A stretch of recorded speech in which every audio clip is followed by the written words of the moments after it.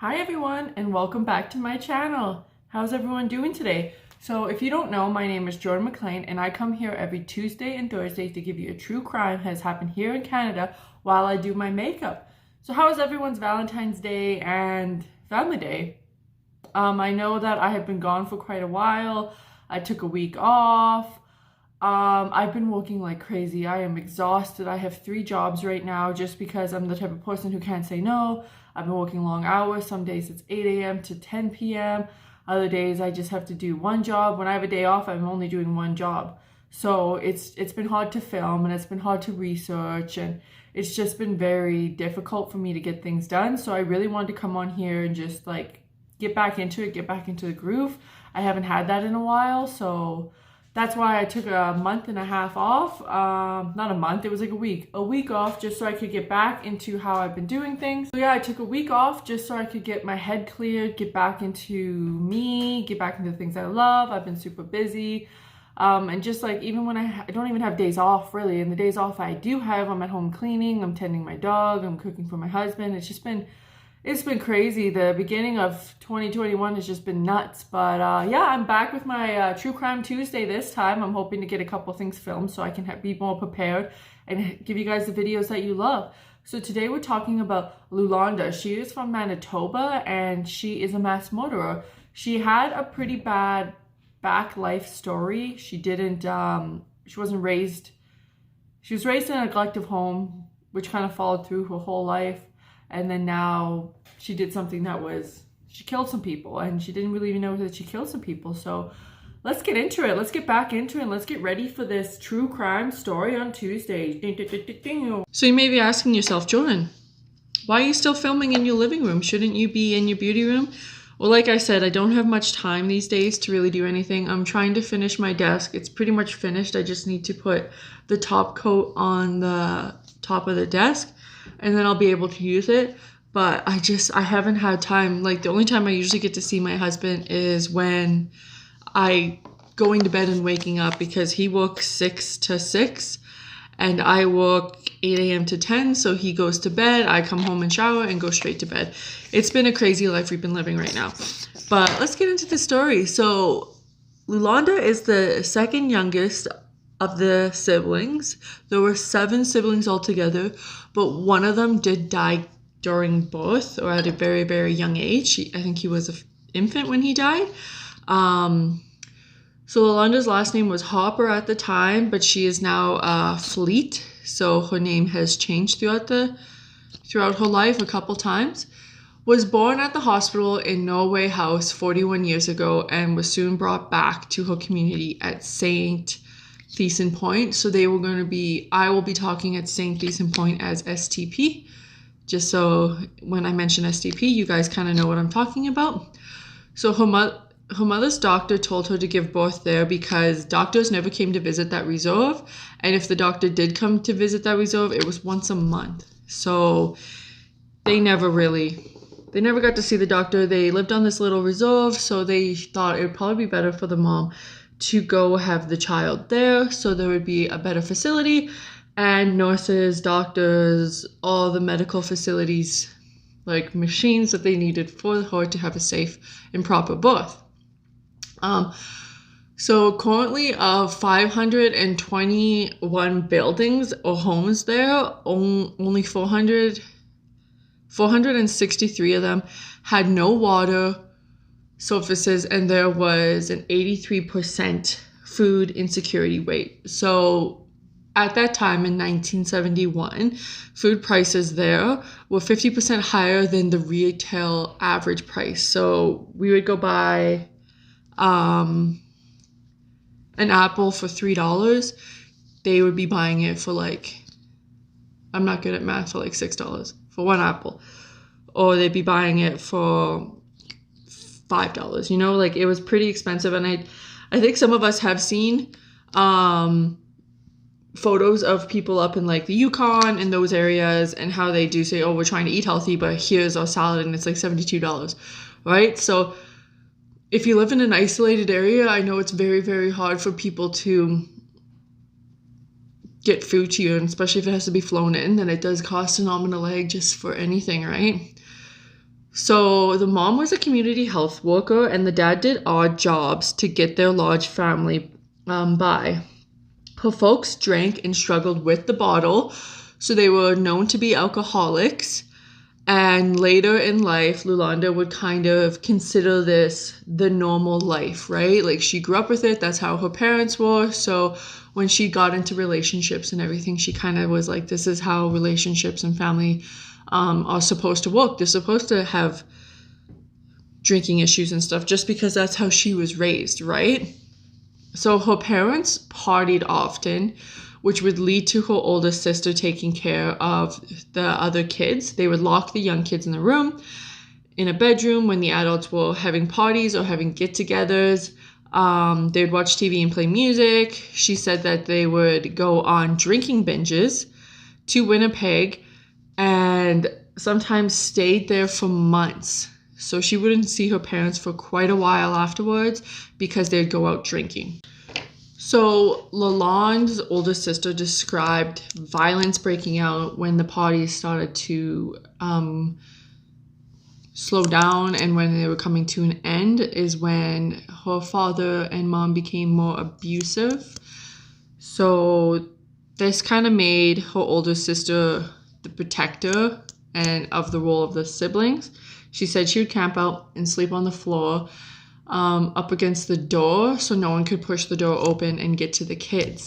So sometimes when her dad would go on his trips to Winnipeg, the mom would go too, and Lalonde would have to pack her stuff up and go to her aunt's house to stay for the weekend because they never knew how long it was going to be. Was it going to be a week? Was it going to be a month? No one really knew how long it was going to be for the dad and mom to be away. So during this time, sometimes before Lalonde was 12, Lalonde said that one of her older relatives began abusing her at this time. She tried to tell her mom, and her mother wasn't having it. She's like, you're making this up. That never happened. She was not for it. She did not want to hear it or anything. She also said she tried to tell her aunt who she was staying with, but her aunt didn't believe her either, and she just said that she stopped telling people that this uncle or relative or whoever it was trying to abuse her. It put a strain on her relationship with her mom because her mom stopped talking to her about it, like wouldn't listen to her.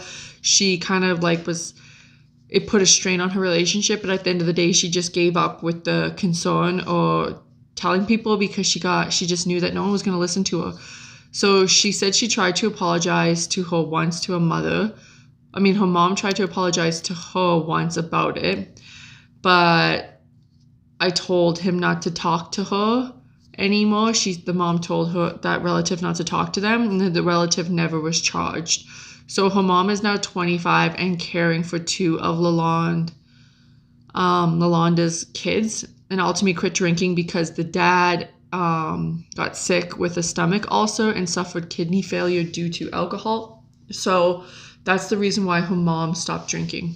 So around when Lulonda was 14 to 15 years old, she was sent away from STP, and I put way too much on that one, from STP, and was put in a residential school where the nuns ruled the roost, which is always, if you know anything about residential schools in Canada, which is never a good thing. That is never a good thing, being put in a residential school. So she was put in a residential school, and her sister, who was her ultimate protector, also got put in that school. So that was good because she had a familiar face to go with, right? So she was raised in a home where Cree was the main dialect, and Lulonda had to adjust her tongue. Sorry, I just had like this weird coughing attack. So that was fun. So she was raised in an area where Cree was her dialect. She only spoke Cree. She didn't speak English. So she had to adjust her tongue so she could speak English, and the nuns wouldn't tolerate her uttering a word that was Cree, which is kind of sad because, like, I feel like a lot of people should actually learn how to speak a different language, and people who know how to speak multiple languages, I find are very, like, I just don't know how they do it. And they gotta be smart, right? Just to know a different language. I always wanted to. I tried to learn Klingon when I was in university because I was a super cool kid. And yeah, it just didn't really stick. So that's my little backstory about me. So I hope you guys enjoyed that. But back to Lulonda. So she went to school every day, never missed a day of school. She got really great marks. I'm gonna have to use some of my foundation to calm this face down. So she got really good marks. She didn't miss a day of school. According to her doctor, this was in trial, school represented a refugee from the chaos that was at home. She had a lot of abuse in her house. She had abuse not only from her parents, but also from a relative who was actually physically and sexually assaulting her, and no one believed her. So this was kind of a getaway where she didn't have to worry about that, right? It's kind of sad to think of it that way, but it's just how life is. And back in the day, that's just kind of how the cookie crumbled. A lot of people who their kids say that they're being abused in some sort of way consider it a lie and consider kids just making something up for attention. But again, this was not the case. And I think it should always be looked at. If your kid says something, you should probably look into it instead of just saying that, no, you guys are lying to me. I think it should be looked into just in case, because if it is a lie, it will come out as a lie. If it's not a lie, it's something that needs to be addressed, right?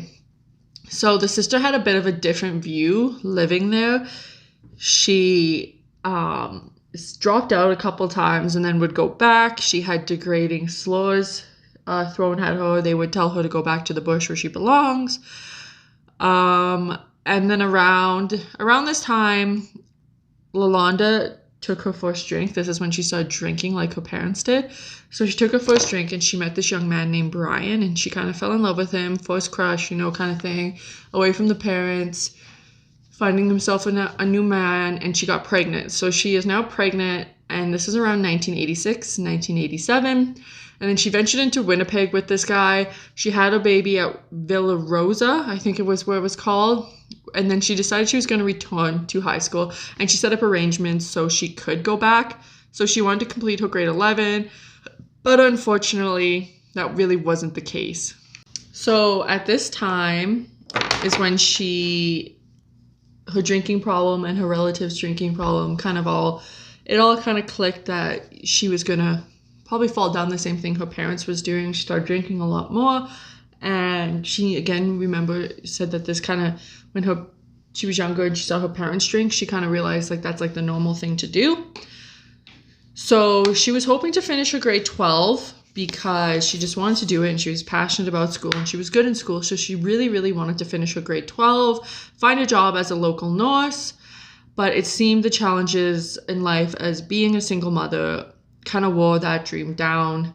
She said she had no time for herself. It was always her and the baby, which I'm not a mother. I don't have any kids yet, so I don't know what it's like, but I know like that is a huge factor. Women tend to have kids, and you don't get any time for yourself. You just kind of, it's the baby first, and then you got to cook, clean, make sure the house is all good. So you never get any time. If you have a dog, you have to make sure the dog's walked. It's probably a very stressful thing. So she was saying that she was stressed. She didn't have any time for herself. And so she couldn't finish her grade 12, she seemed very passionate about it. So it was kind of sad. So by the age of 18, she met her husband, and he was just called B. I don't think it was Brian, but they just called him B, where they had 5 kids together. And she said he was a really nice guy. So that's good, but that didn't last long. Him being a nice guy did not last long, let me tell you that. So she considered him a nice guy, but Mr. Nice wasn't going to last. By the age of 22, Lulonda married B, and they went to live in his parents' house, and that was in nearby Garden Hills. She was an attractive lady and supportive parent to her kids, so like she was a catch, like she had goals and passions and dreams, which is like kind of like what guys want. So B had a a good girl, right? Like he had a catch in some people's eyes. So around the time of them moving to their parents' house and her just being supportive in everything that he did and supporting the kids, this is when things started to take a turn.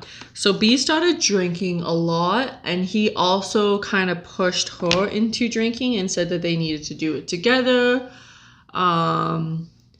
Shows how much they love each other, stuff like that. He was pretty much forcing it on her, saying that she needed to do this because he was doing it. She reported that her husband insisted that she would drink and then would force her to do it. B would drink this thing called the super juice, which was like a home-brewed type of alcohol, seen by many as the plague. They called it the dry Island Lake community would drink it a lot, I guess.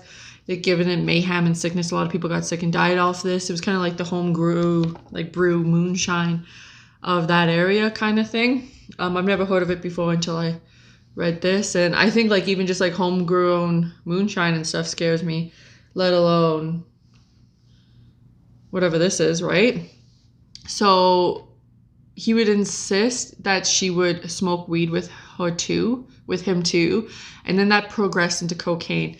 They smoked marijuana almost daily and came home from work over lunch to get high, is what Lulonda would report about Brad or B. We're just going to call him B. I don't think it's Brad, but I'm going to mix that up a lot. Their marriage and substance sharing didn't appear to make the bond between them stronger. So the substance abuse and stuff didn't seem to make the relationship any stronger. This is like my favorite palette. I don't know why. I just love it so much. So I think I'm just going to go for a casual look. Last time I did like the crazy like blue, yellow, pink thing. I think I'm just going to go casual today. So again, the substance abuse did not seem to make the relationship any stronger. If anything, it kind of like pushed her away from him. But, you know, it's her husband. He insisted. She says he insisted on doing it because he was very abusive. So she kept staying in the relationship. And physically, sexually, and emotional levels. So he wasn't just abusive as in hitting. He was consistently abusive. And a lot of people think, if you're in an abusive relationship, why don't you just get out of it? It's not that easy. People don't realize, I tend to always do this, put this right in my face, and then you guys can't see me, but it's not that easy. People don't realize that getting out of an abusive relationship is a lot harder than it is. It seems easy, but it's not, because you have a life with that person. She has 5 kids. He might be the one that's financially supporting them. It's really difficult, and people don't realize that.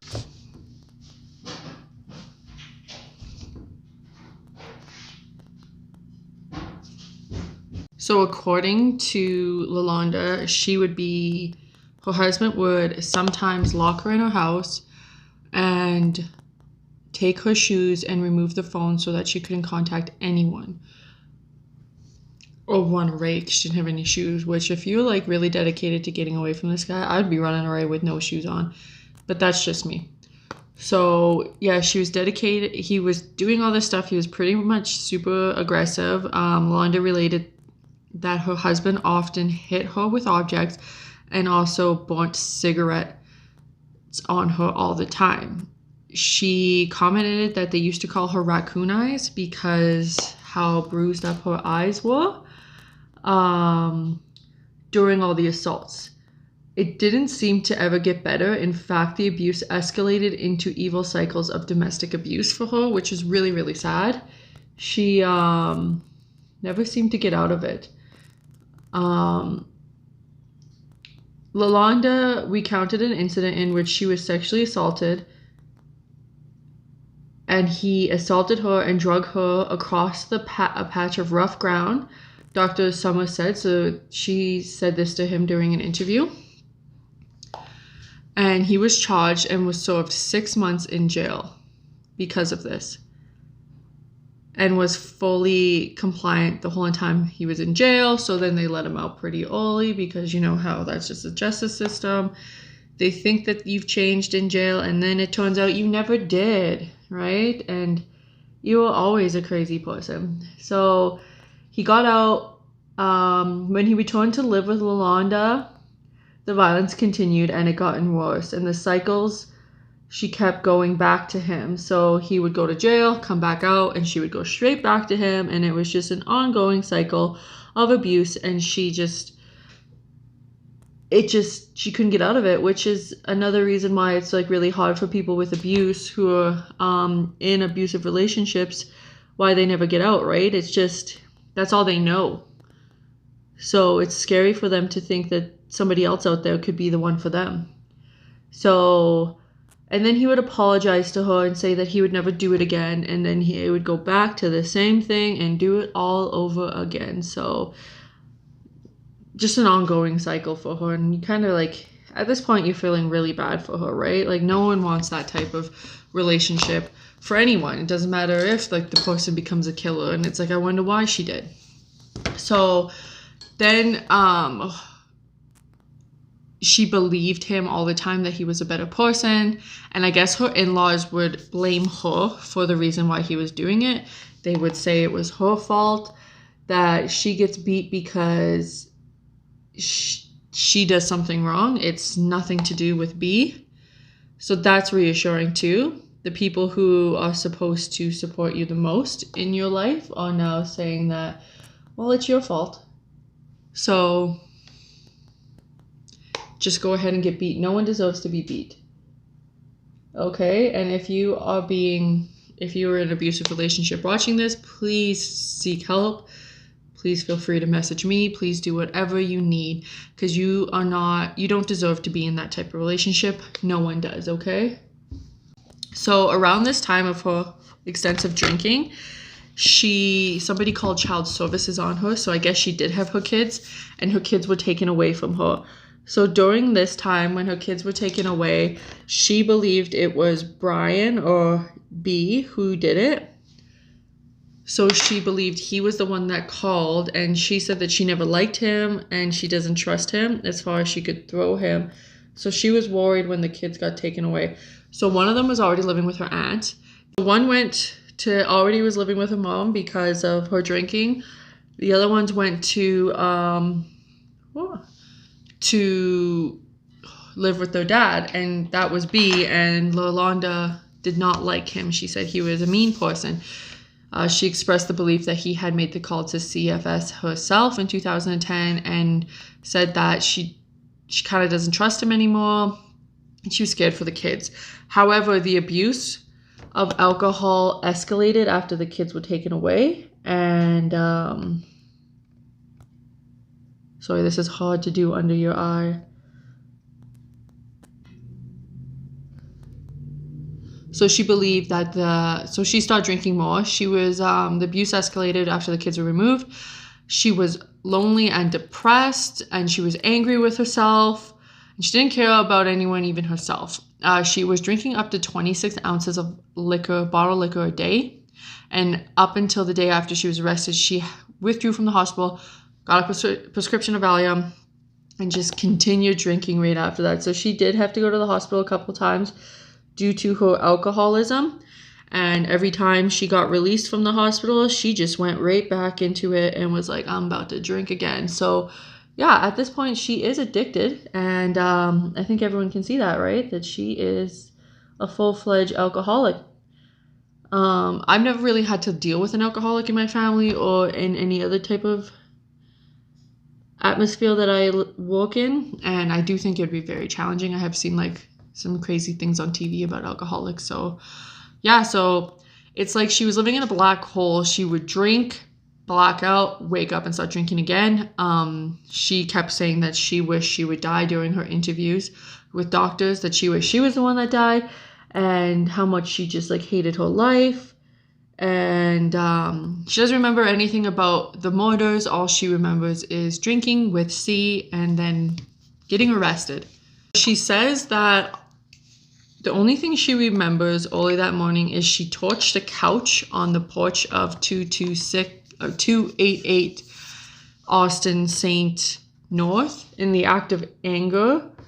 That's all she remembers, but that one act would cause havoc for so many people afterwards. Just days before, she had been cut loose from the remand center And after being snatched on an old warrant for an assault against a relative who stayed at the rooming house, someone she was familiar with and being around. So just before she torched the porch, she does say she was released from the remand center in that area, and that's all she really remembers. She was released on a warrant. It was a really old warrant. She assaulted a relative, and she got picked up for that. She reported that C had told her they had an argument on that night in question, and she can't remember what about. She told the doctor when she had an interview with him. She recalled attending 28 Austin Street North, but voiced uncertain on her actions and what she did. Almost 20 months have passed when they had this interview, so she doesn't quite remember exactly what happened. Flett was later arrested in the bar and had been told about what she did and the extent of the harm done by the officers and who interviewed her. And she added, when asked about the possibility motive that she had, Lalonde stated she was very angry at C's mother, who was apparently a resident of that rooming house. Apparently C's mother had previously called the police complaining about Lalonda's behavior in the rooming house. So she lived in this rooming house with a bunch of other people, I guess. And she got drunk that night and torched it. And when she torched that house, she like mazel toved it or whatever they say. She killed everyone that was inside. So it was like a manslaughter type of charge. So she got super drunk, grabbed a mazel tov and just went at it. So according to Lalonde, this is always the heart, is trying to do a nice lip liner and talk to you guys.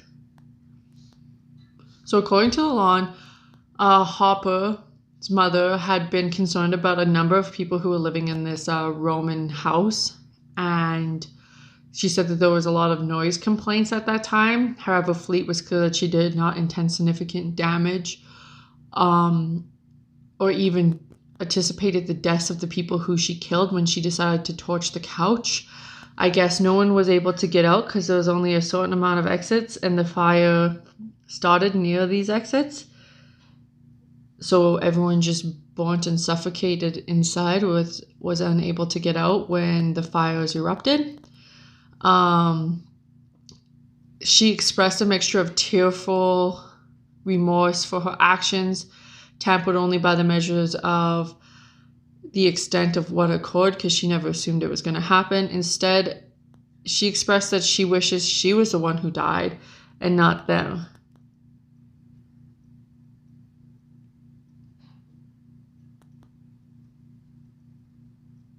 Oh my God. I almost messed that right up. So she expressed that she wished she was the one that died. But instead the people who died was Norman Anderson, age 22, Marlene Hopper, age 54, Kenneth Monkman, age 49, Dean Strander, age 44, and Robert Lafort, age 56. Lalonde knew one of the men personally and said she was related to Marlene Hopper. The wreckage of the fire was incredible to behold, and everything in there was destroyed. And Lalonde said she'll never forget it. So this just goes to show that like she was so drunk and so addicted to alcohol that anyone could do something so stupid, being addicted. Because once you're on drugs or alcohol or just that wasted, you forget or you can't remember or control yourself on what you're doing. So she didn't have a clue that she just murdered 5 people. she just went on and went to a bar and was like, I'm gonna get some more drinks, right? And just kept on with her day. She didn't even like take into account that she just killed how many people. So don't drink, or don't get that drunk. So Lulonda now is 2 years sober, and she's living a totally different life. She is in the Delta wing of the correctional center just outside of Winnipeg. It's a special needs wing for new persons that come into the prison. It's a place where she's been subjected to immediate, she's been attacked by inmates there who have discovered what she did, because people take this as a serious crime. It's a small little town. Winnipeg's not that small, but it's like a small, well-known area. So once you find out what happened, like she tortured people, she burnt down a house with 5 people in it, and she didn't even realize, right? So she obviously, like, inmates are going to be not the nicest to her, right?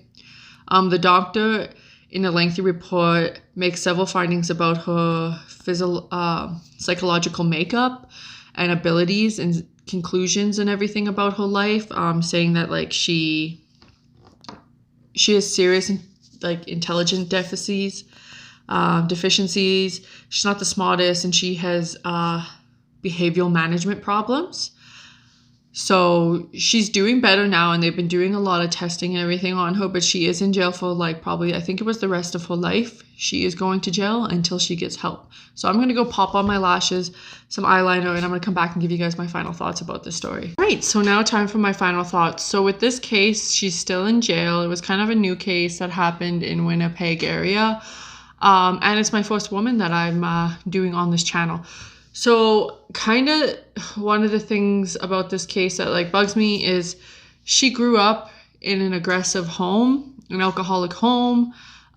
She was abused, she was mistreated, all kinds of stuff. So that was her norm, that was her environment. So there is a theory, I believe it's called environmental theory out there, where whatever happens in your environment is becoming your norm. So you're more likely to commit a crime if that is, you grew up in a gang violent area. You're more likely to join a gang. If you're around drugs your whole life, you're more likely to do drugs kind of situation. So she was around alcohol. She was abused at a young age and no one believed her. There was lots of factors that are the reasons why she did this. Like, so it's tough because there's some serial killers out there who are like geniuses, smart, like Ted Bundy grew up in a good home. All this stuff, and then they just psychopaths and they kill people. Where there is most cases where a person is in an abusive home, that's all they know, that's how they grew up, so then they grow up into an abusive environment, they become abusers themselves, and then they kill people. Where in Lulonda's case, she grew up in an abusive home, but her whole life she was a victim. It didn't matter who she was with when she was at her parents, living as a kid, she was a victim. When she was, oh my God, I'm gonna sneeze. Oh, snap, sorry about that. So when she was at her house, like grew up and she found her first man, she was a victim. She was a victim when she was put into residential schools and she wasn't allowed to speak Cree. Then she met C and she was a victim then, and it just seemed like no matter what she did, she could not get out of that type of abusive environment. So it's really sad that she is now in jail for a lengthy punishment. I don't remember the exact length, but she's going to be in there for a while. She has a manslaughter charge of 5 people. So that could be a life in prison. She's probably not going to be able to see her kids. They'll never really get to spend time with their mom because they've only knew her as an alcoholic and being abused by multiple and various men. This is just a sad, I thought this was just a sad situation because it didn't matter what she did.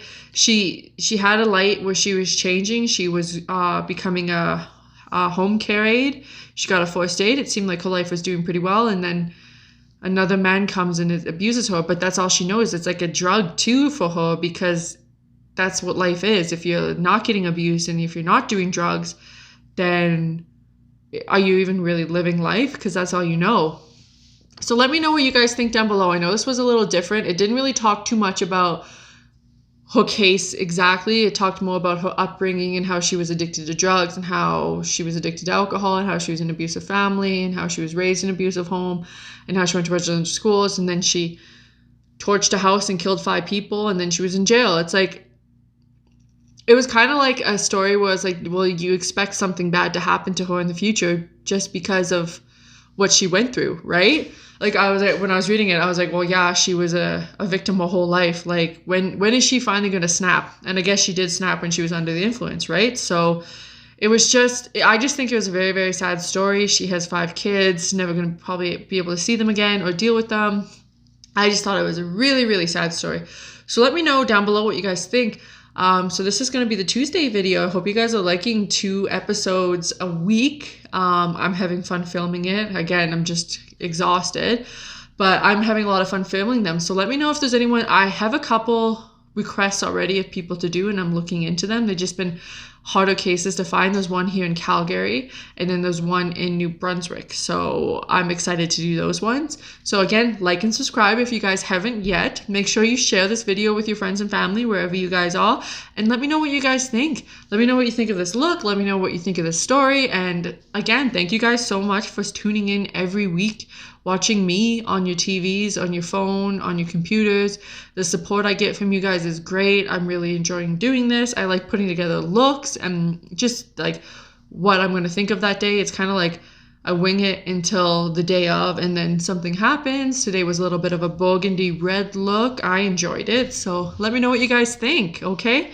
So this is the end of my video. My dog just showed up, so let's get him in. Come here. See if we can get him in the video. Come on. Oh, he's a big boy. This is my puppy. His name is Vader. He's a good boy. So he's going to also say goodbye. All right. So thank you guys for tuning into this True Crime Tuesday. And hopefully I see you guys next week. All right. I'll see you next week. Bye.